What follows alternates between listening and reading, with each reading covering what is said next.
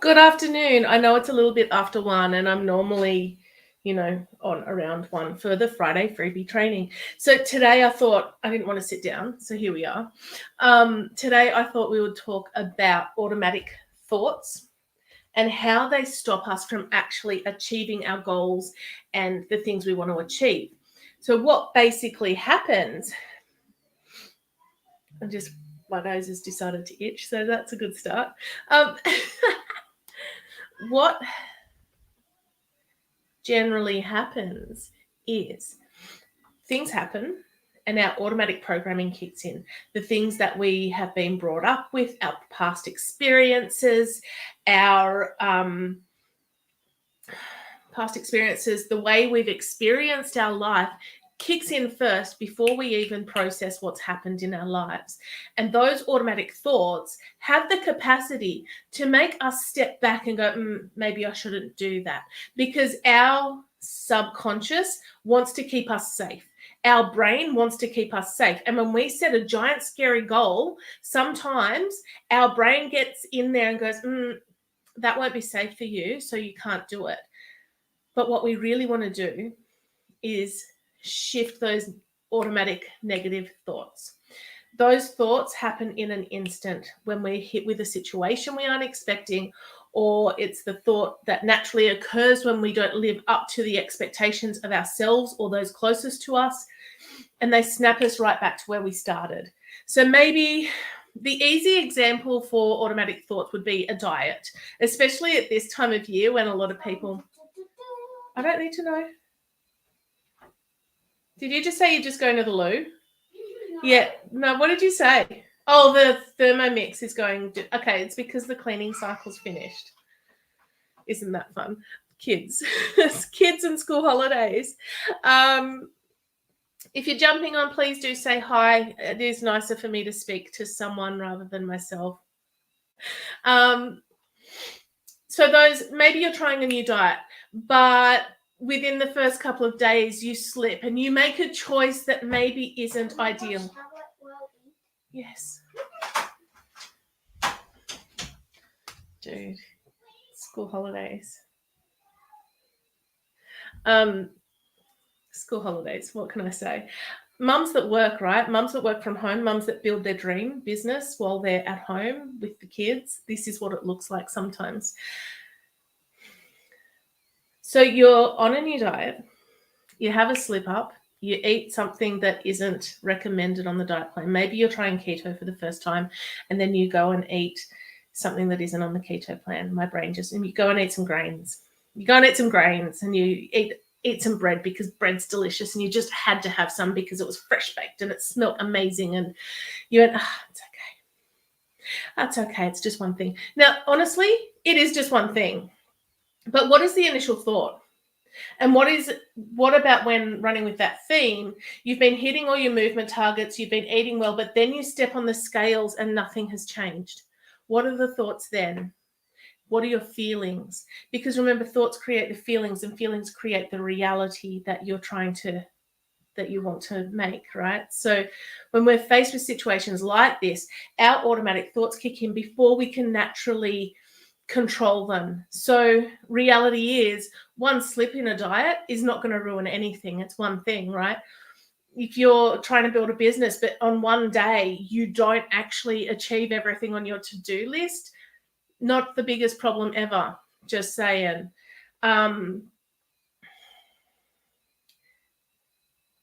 If you are hitting all your movement goals and eating healthy, nutritious food, chances are, if you've stood on the scales and nothing has changed, chances are it's because your weight has stayed the same because your muscles are growing. You've released the fat, you're increasing the muscle, right? So then it becomes that situation where muscle's heavier than fat, blah, blah, blah, blah, blah. Reality is that we are so focused on what we did wrong that we neglect to remember or see what we're doing right. Does that make sense? Like, what if we shifted our focus over to the things that we did do, the things that we did right, the things that we achieved? What if we actually focused on those things instead of, oh my gosh, I just did this one thing that's going to ruin everything. We go straight to catastrophizing. Oh my God, it's the end of the world. No, it's actually not the end of the world. Here's the thing. When we set goals, big ones that make a difference in our lives and the lives of those closest to us, we are bound to come across situations where we are challenged. Is this goal really important to me? Yes. So keep working on it. It doesn't matter if you slip up once or twice or 10,000 times. It just matters if you keep your eye on the prize and go, I'm going to own a house by October this year. Not to make it personal.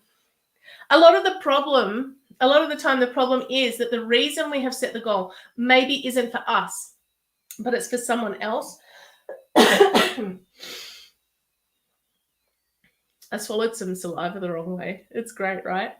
For those who are interested, I just made hummus in the Thermomix for the boys for lunch, and I had a little taste of it before coming in. So I've got that garlicky, lemony, hummusy taste in my mouth. It's delicious.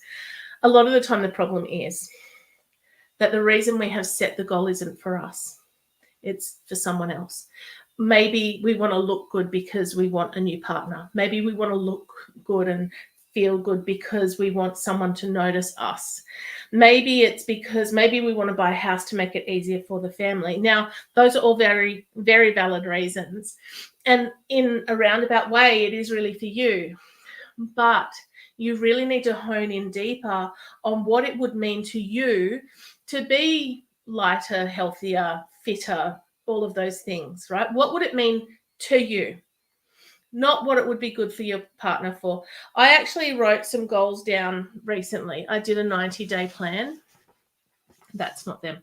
Anyway, I did a 90-day plan. And one of the things that I wrote on there was more tech-free family time. And the coach who I was speaking to, she's going, what does that mean to you? I said, it means I can have time with my husband, with him happy that I'm spending time with him, rather than me being on my phone, being distracted by business, doing this, doing that, doing the other. And she's gone, but that sounds like it's for him. What does it mean to you? I said, more harmony in our house, more time for us to talk about the things. Now, I found the other night, he was like, yeah, let's just turn off the TV and let's talk. And I'm like, I don't want to talk. I want to watch the TV. So I'm my own worst enemy at points, but aren't we all? We did turn off the TV and we kind of watched one show instead of two. And in those moments, especially if you're a couple, it's about finding that compromise. It's about actually going, oh, you want to watch the show? Okay, that's fine. When it's finished, can we have some time, quality time together? Is that cool? Sometimes we set a goal because we feel like it might be a good idea. We should want to be strong, fit, and healthy, but maybe the regular gym sort of routine and the exercise routines or diets don't excite us. Like, who wants to limit their calorie intake? Now, I know for a fact, prior to the last gym I joined, I was not a gym person, hated the gym. I loved running. I loved getting out in nature. And for me, especially in the last 6 or 8 months, it's been about getting my movement in a way that doesn't feel like exercise.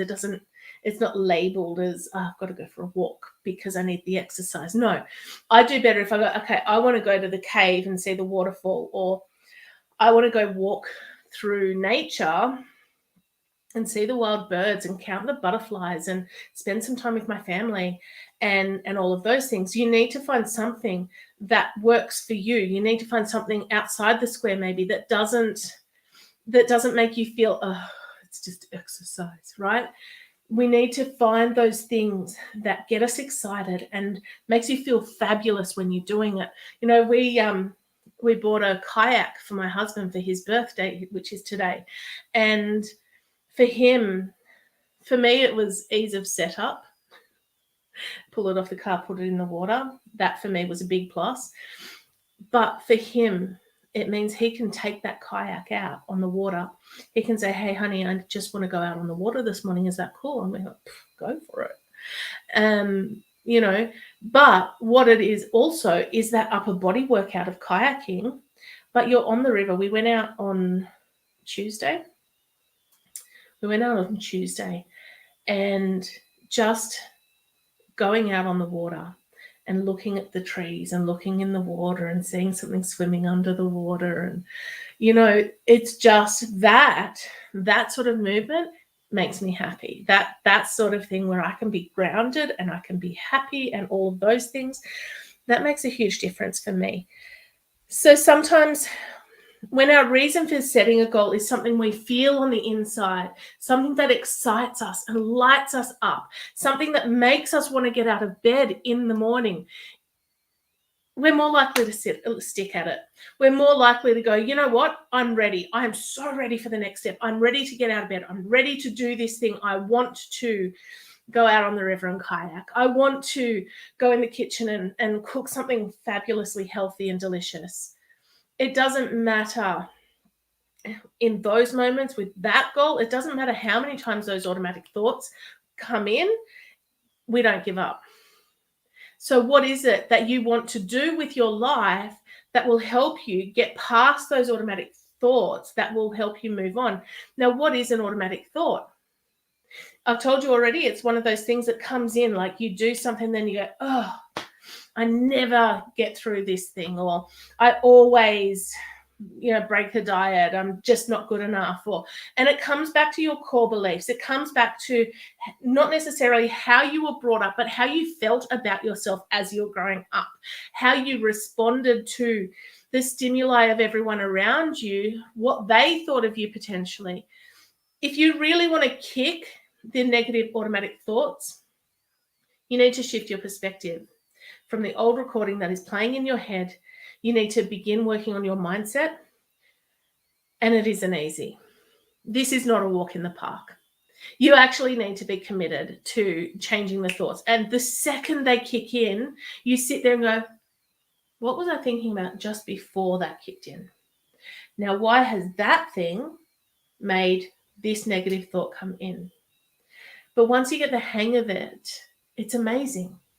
Once you can kind of go, who the heck said I was not going to be good enough to achieve anything? Look at me now. Look at me now. Right? If you really can't sort of reframe that negative thought when it comes in, it's time to fake it till you make it. It's literally time to go, you know what? No, I'm fabulous. I'm amazing.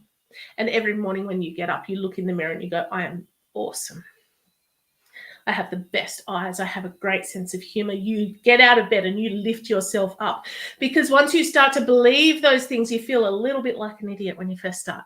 But once you start to believe those things, you will have a much better day. You'll have a much better outlook. And when these things try to come in and stop you from doing those things that you want to do, you will have a much easier time getting through them. Many of us have come from a mindset of not being good enough, being broken, or just viewing ourselves in the most horrible light. That recording needs to be thrown in the bin. As humans, we get to choose our thoughts and our feelings. I said it before, thoughts become feelings, and feelings create the energy that creates our reality. So if we are stuck in negative thought loops, we're creating more negative energy in our lives. Do we really want that? Honestly? Isn't it time we took control and decided to choose our thoughts? Isn't it time? We are in control. We have the capacity to be in control of our thoughts, feelings, actions at all times. What we do, though, is we allow things to sort of just go on autopilot.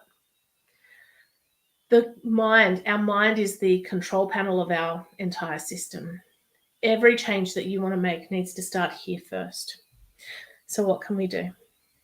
Here's the magic. Start small, start simple. I said it before. That's going to be my new catchphrase. I said it before.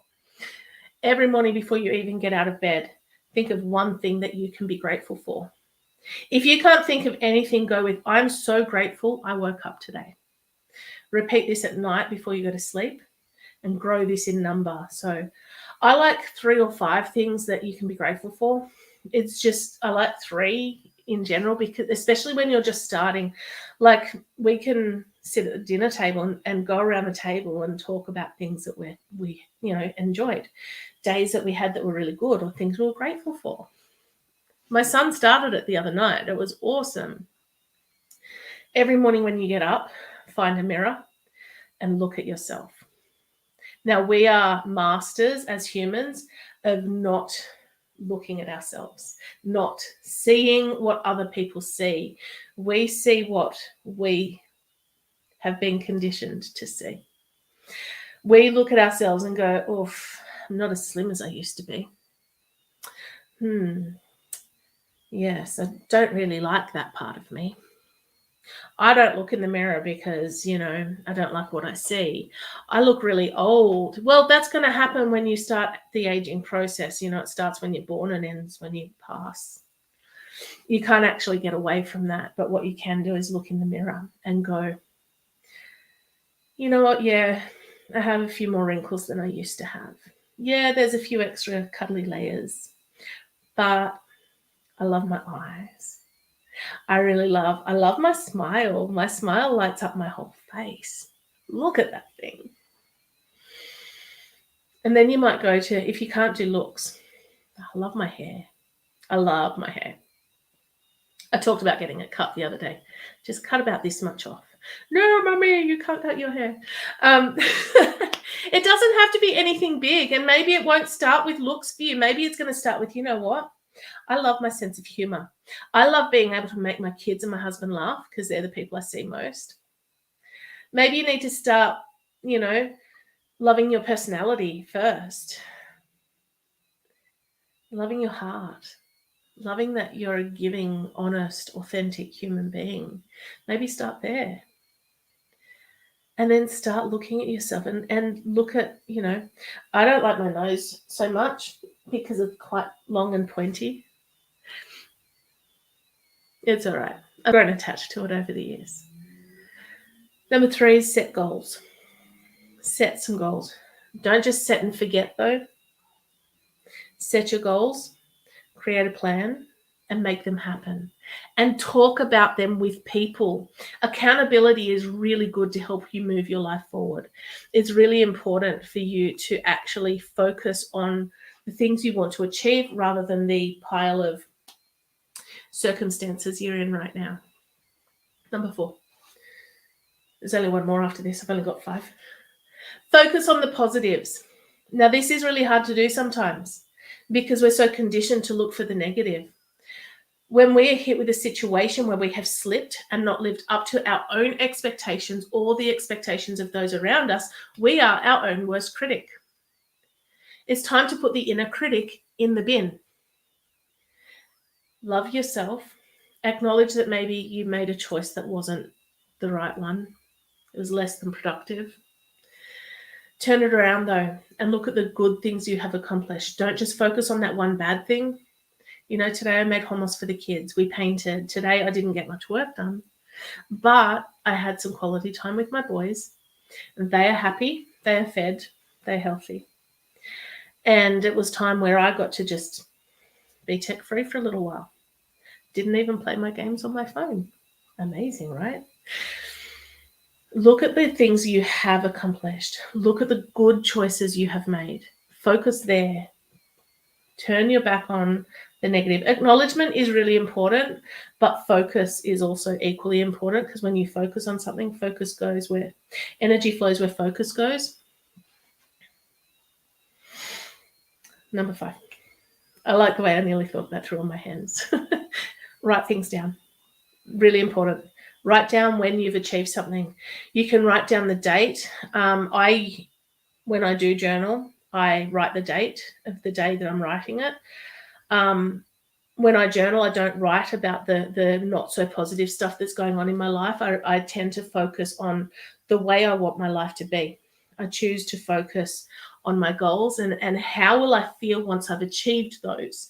Because if you focus on the situation right now, that's where the energy is going to go. Whereas if you focus on the things that you have achieved, the things you're going to achieve, and the way you want your life to be, you start creating that reality in your life. Write the date or do small notes on a calendar. Like I have I just found this today, actually. I literally will get a spiral. I like a spiral notepad. Maybe you guys don't, a notebook. It doesn't matter what you write it in, but just grab a notebook, write it on, or get a calendar and just write small notes of what you achieved on that particular day. It means that you can look back at it later and go, I did actually achieve the goal I set for this month. Isn't that amazing? But if you're not writing it down, you can't track it.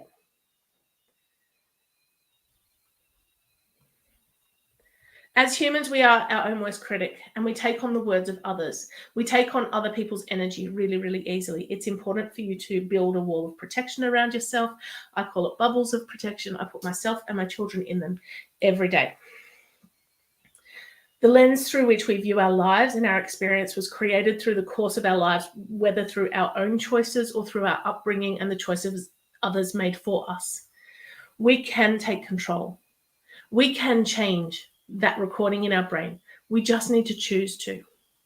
Now, if you have found this useful today, please put a comment in and let me know what you found useful. Also, if you would like to book in sessions with me, please get in touch.